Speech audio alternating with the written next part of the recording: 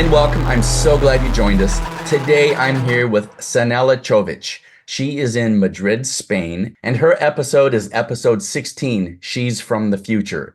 This is part of the collection of regression sessions we did on Journeys into the Soul. You can find it on our website for direct download, or you can go to Amazon if you're in the United States. Sanela, I'm so glad you joined me today. Hi, how are you doing?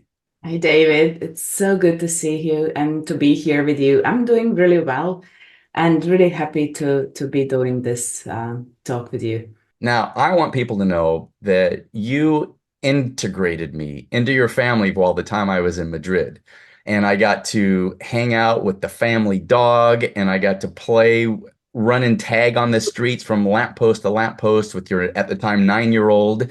And then I got to sit around the family dinner table and listen to the joy, listen to the love, enjoying the food you made. And there were four languages. Your husband was speaking German, you were speaking in Bosnia or Herzegovina, there was English, there was Spanish. Tell me about your family, this group of beautiful people that you just enjoy, and there's all this love between you. Tell me all about it. Well, it's an unusual family. I have two older kids. They're from my first marriage, and the youngest is from my second marriage. I had a great privilege to be their mom and still still am. It's incredible to know that when we learn different language, that we come a little bit closer to the culture and to other people. So how they feel, how they think, how they behave. So it's like we shift also our core or personality, or we offer that something that we hold inside and we haven't been in touch with by speaking only our mother tongue. Hmm. Hope this makes sense. Yeah, it does. So I mean, what language do you think in? I mean, I think in English and I try to learn other Spanish words and have to like translate. How do you do that? usually I would think in my mother tongue, which is Bosnian and Croatian. Sometimes I just think in English or in Spanish or in German when I'm talking with people in those languages. Usually, it's really important to really think in the language you are talking and Yeah. speaking. Well, Yeah. you're amazing because you came from the Bosnia Herzegovina, you came to Spain. And so did you know Spanish at the time when you moved? No, I didn't. Wow. I And didn't. and you're so comfortable and you're so fluent in the language now. I mean, you conduct sessions in Spanish. And when Fantastic. your client Isabel came in, she was like, "Oh, this will be the first time we've done one in English." And she had to like think through it. And you're like, "Yeah, okay, we can do this." Yeah, it's fun. It's really fun. Yeah. You stop thinking about that. You just switch. And this is something that it's also part of our decision-making process in our brains. You just switch. It's like change, shift to another language, Yeah. and it becomes easier in time. Mm. But yeah, of course, you need to practice, you need to learn, you need to develop your vocabulary. Of course, I'm learning new words every day. Well, I want to talk about the work that you're doing in the world. And you were so gracious when I contacted you. I said, "Hey, I want to film some sessions from different places around the world." And you were so gracious to say, "Yeah, I have a client I've worked with in the past, Isabel, and she would be great for this." And so I just so enjoyed meeting her, getting to experience the world through her eyes, the things she had gone. There was commonalities with having a religious tradition and then trying to grow into your authenticity, not being bound by a certain religious take. She was like, I still want to learn and grow. And that's been part of her journey. And she was able to go into a space with you. I was able to capture it. And we filmed this beautiful session, created an episode out of it. And we called it She's from the Future because that comes up. And we're like, what? But prior to that, when you're getting her into the induction, the relaxation, the first thing she sees is herself on the playground, and she feels like it's a past life memory. She feels like she's having a life as someone other than her current life. So a lot of people will ask me, is it real? Are past lives real? Yeah, I think they are real. Probably it's real. But the message that comes through it, that's what's real for the people. It's their subconscious giving them these messages. And her message was about love with her mother. Can you give some presence to when people are having these experiences, what they're seeing, kind of what comes up in sessions for people? That session with Isabel was really amazing. She is an amazing person and soul. And when we go to the past life, because this is the way to go to get into the life between lives. So we are visiting the past life prior to entering the spirit world. Usually, this past life can be the most immediate past life, or any other past life that's really important for the client to revisit now in the session. She was a little girl, poor girl. She didn't have anything. She was at this playground and she was looking at this beautiful, cared for girl, and she wanted to be like her. She wanted to be in her family. That life she lived as a little girl was really short, and at the moment of death, well, many more things came forward. That is very special session because not every person we regress to past life will have such an interesting memory, like the connection that she said, oh, that's my mom. She's going to be my mom. She recognized her mom, her current mom in this life, in the eyes of this little girl. And this is usually how we recognize the souls we incarnate with in this life, or people who are very close to us. We have such a very strong connection. This is also a possibility, that we have shared something Well, together. I loved it that she gives presence to the fact that she is in a group of souls that came down here. They agreed to have a lifetime. There was some illness involved. She knew she would have a short life. And in that pre-birth planning, she agreed to come down here and play a character that would have a short life. And it served its purpose at the time. So maybe give presence to some of that pre-birth planning that we do with souls. We have different possibilities. Our guides are there, but usually it's the soul that chooses for learning, for teaching, for healing, for growing. So many different options, or all in one. We are usually teachers and students at the same time, and the best possible way for her was to choose this particular incarnation. Why? Because she's choosing also the body. She's choosing her personality. And this body and this personality comes with certain energy. It resonates with her soul energy, and also she can do things she came here actually to do. Yeah, it's always a design. There's always a purpose and a plan. I think one of the neat things was after she has this short life, she leaves her body and she goes into the life between lives, the spirit realm. She says, I need a timeout. I need a place to kind of recharge, to reorganize, to kind of think about the life I just had. And I hear this many, many times from people where we get a time to reflect because we're here to explore, experience, and expand. Every life has a purpose, it has a reason, and there's things there that we wanted to learn. I don't necessarily resonate with it's a test and you have to pass or fail. It's a school. I don't think it's like a test you have to pass. I think it's more of maybe a schooling, but it's something where you gain experience and you learn from the experiences and the choices you make. Maybe talk a little bit about that reflective period souls go through. Yes, sometimes it takes longer in the healing place before moving on to the other stations, if you want to be, we should to call them that way. You need time to recharge, especially after traumatic or very hard life. We need a little bit longer to just gather our energy and put the pieces together and integrate the whole experience we have just had in the previous incarnation.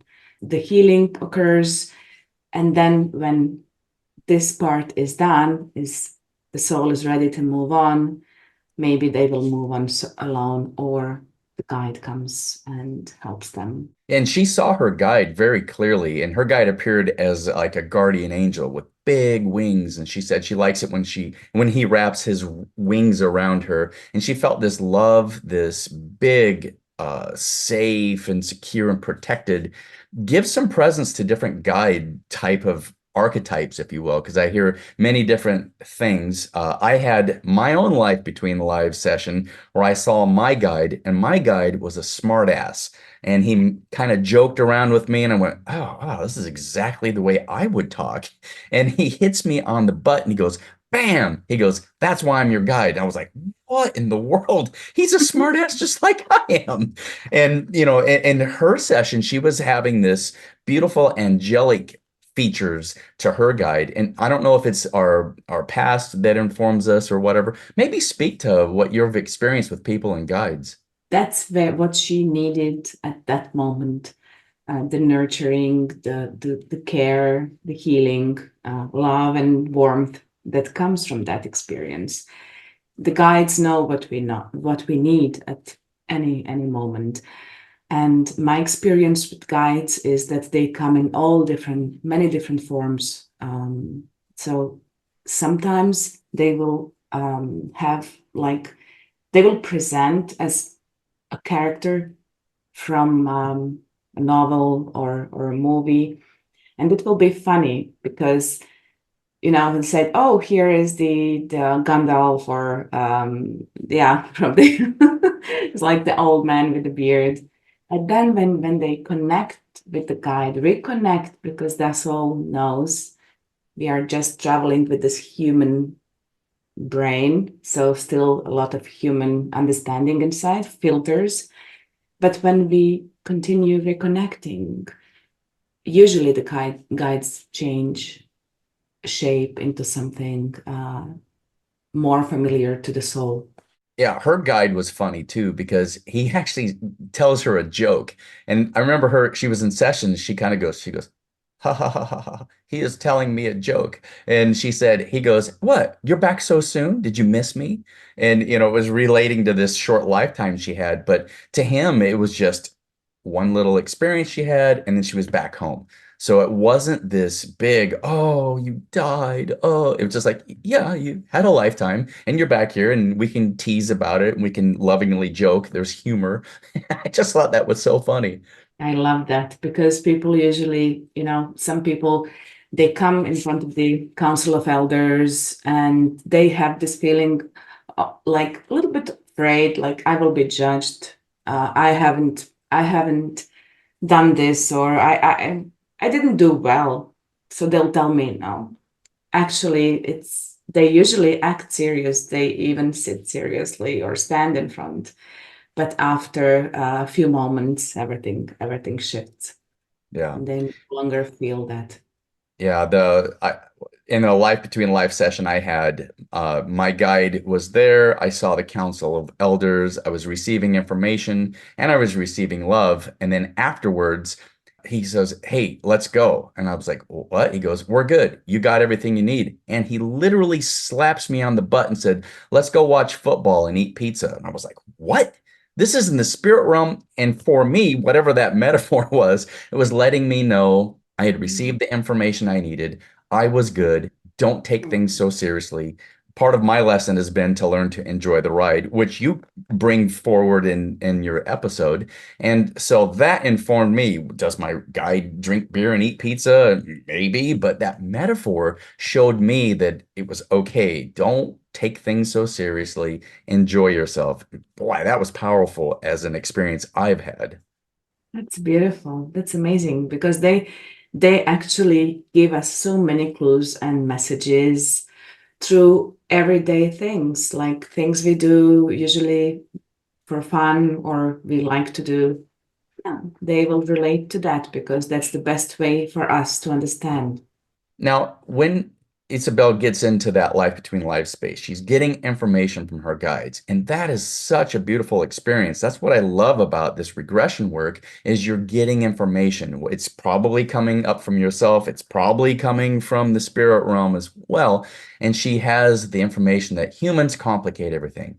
You worry about stuff. Just relax. Don't worry about things. Don't complicate it. Go with the flow. You're guided. You've got support. You think you're alone and you're struggling. You're not. You complicate everything. She said it a few times. Give some presence to that whole thing that us humans do. First of all, we overthink everything. And then this beautiful brain of ours, instead of being our ally, it's our obstacle in really enjoying the life. So sometimes when we overthink things, we don't pay attention to the things that are really important. And definitely, this is how we work, and it's part of the human experience. And Yeah. yeah, just Yeah, connect with the heart. Hmm. yeah, she talks about in that session, she talked about her thoughts being attractive. And she even says her guide is talking to her and he's like, look, I know it's difficult, but you can choose what you're thinking and you'll attract. And so there were some really good principles about vibration and resonance and the thoughts that we have. It's so easy when you're looking at current events to get into the trap of the fear or the outrage or, the blame or the victim of what's going on. But he was very clear telling her, watch what you think and begin to think on the positive things. And it even gives an analogy, be a lighthouse. I was like, wow, there were so many truth bombs in that session. It was amazing. Exactly. That session was brilliant because we touched upon so many important things that every person can face in their lives. So, for example, to be a lighthouse is to keep on shining.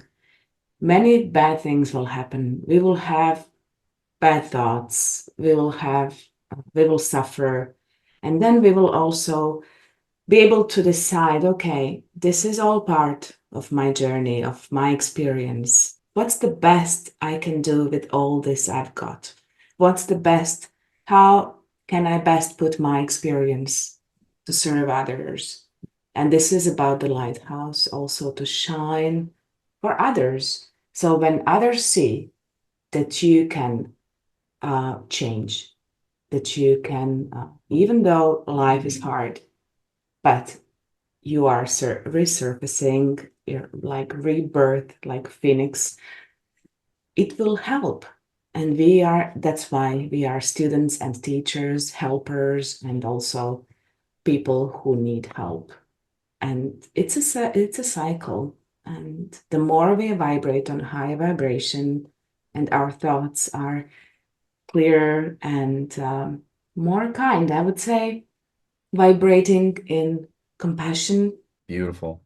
One of the things that comes up in this session is she says souls evolve through curiosity. And I was like, what? She said, curiosity. That's what the universe is about. It's trying to gain knowledge. It's trying to understand what itself is. And that's part of this whole cosmic experiment, I think, that the universe is. She says souls evolve through curiosity. Wow, that impacted me. Maybe speak a little bit about that. Curiosity is important because we wouldn't be having different life experiences. When we choose a certain life, it comes with certain events and persons and relationships. And this is all part of this learning. Evolution with curiosity, it's like a beautiful ride closer to the source. Somehow, when we learn and evolve, our energy evolves as well. And then vibration brings you closer to the oneness. That's one of the best messages I have learned in my lifetime. I was taught the narrative of separation. The divine was somewhere else, and I had to try to earn that acceptance of the divine. And now I'm realizing, oh, these are just earth mythologies. We somehow give ourselves this game of separation so we can find our truth, find our authenticity, and come back into the knowledge of you are the creator here to make a life and to be curious. And it's not about will you fail or will you pass a test or will you get to heaven when you die. It's not about that. It's about what is my soul here to experience, explore, and expand. And wow, it's such a great narrative when you put everything that you experience in those in that context. So by opening ourselves to different experiences, we grow in compassion. We understand more, just like learning another language. We understand more about different cultures, different people, how they think, and we can come a little bit closer to them. And Yeah. this is all creates a huge sense of empathy and compassion and love for others. And this is basically that oneness. We are all one. We are the same. We all have emotions. We all have a heart that beats. We all have that beautiful brain that thinks for us and helps us. I love it. And the last thing I wanted to bring light to was her episode. She's part of the energetic group, and she's like, "Yeah, that's totally me. I have a lot of energy. I'm always doing stuff." And the reason she's so interested in technology, she's so curious about that, is because she's from the future.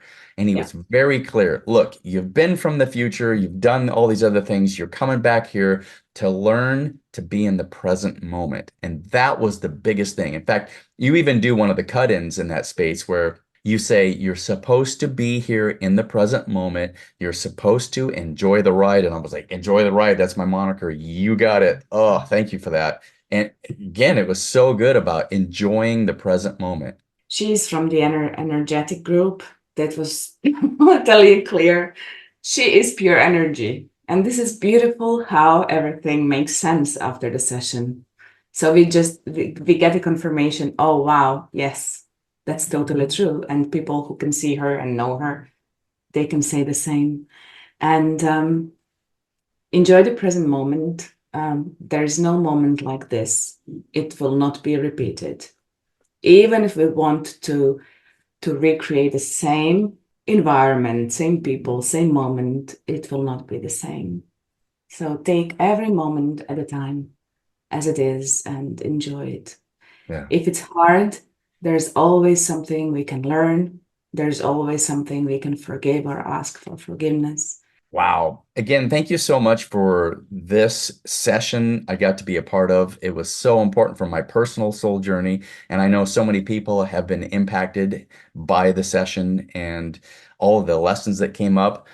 Part of the journey for myself is Dr. Michael Newton's book, Journey of Souls, and then the subsequent books that came afterwards, Destiny of Souls, Memories of the Afterlife, and Wisdom of Souls.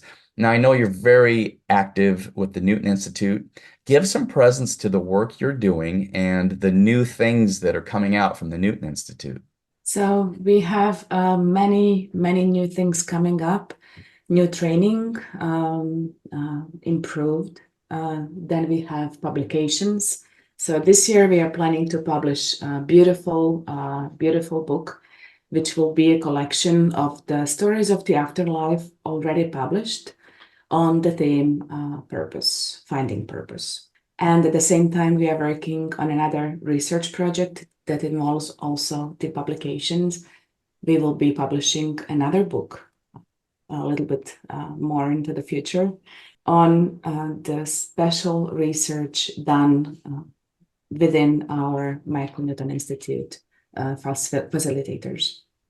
So we will be publishing the research results in the book format. We will respect Michael's design with case studies and description and introduction. This will be a self-published by Michael Newton Institute, and we are really proud to start our self-publishing this year. Oh, that's exciting. Well, the Newton Institute has been very important to me. You know, the material that has been published, boy, it's just so good to be able to hear other people's stories. And that was, I guess, part of the impetus for me wanting to actually document these sessions and put them in a way that is entertaining, that people could understand. a session takes a long time. There's an interview process. There's then the session and the answers that people give. Sometimes there's a lot of time in between that you might ask a question. It might take them a minute before they say something.